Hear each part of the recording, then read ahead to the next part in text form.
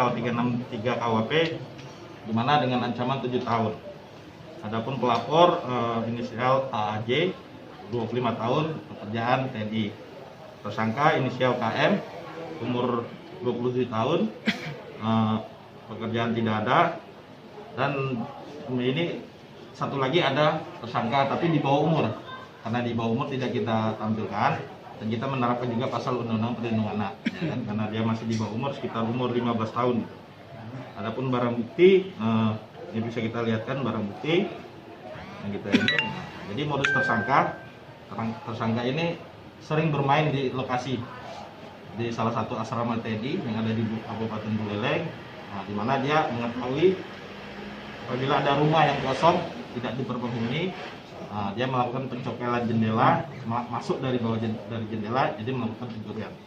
Dari hasil keterangan tersangka, dia sudah melakukan lebih dari 7 kali, dan selain itu juga tersangka ada mengambil sesari di Pura.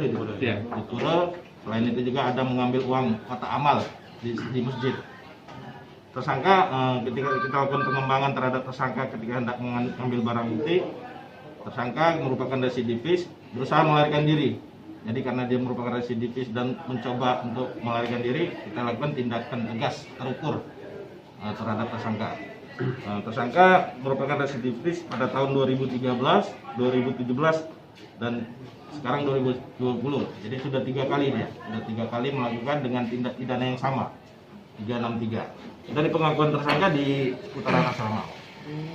Kita masih kembangkan lagi apa mungkin ada TKP lain gitu. Untuk keterangan tersangka yang telah kita lakukan 2 orang. Sementara untuk peran sendiri anak di bawah umur ini, dia hanya sekedar mengantar dan dia menunggu. Setelah dia melakukan tindak pidana, dia dibonceng sama-sama melarikan diri. Ini barangnya dijual ya?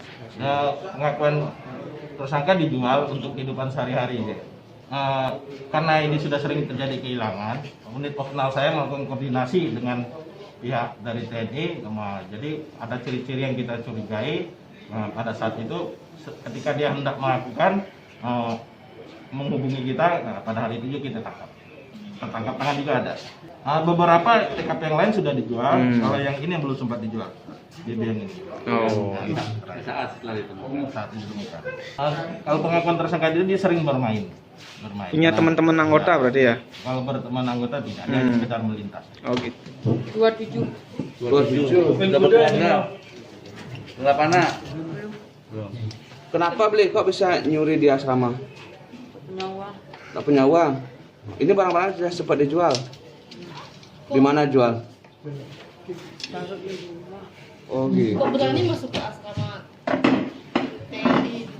Punya teman sana, punya teman. Udah sering keluar masuk asrama udah. Selain di sana ada nggak TKP lain? Di sana aja ngambil semuanya. Ini kok barang-barang yang sudah rusak diambil gimana? Sekarang kapok.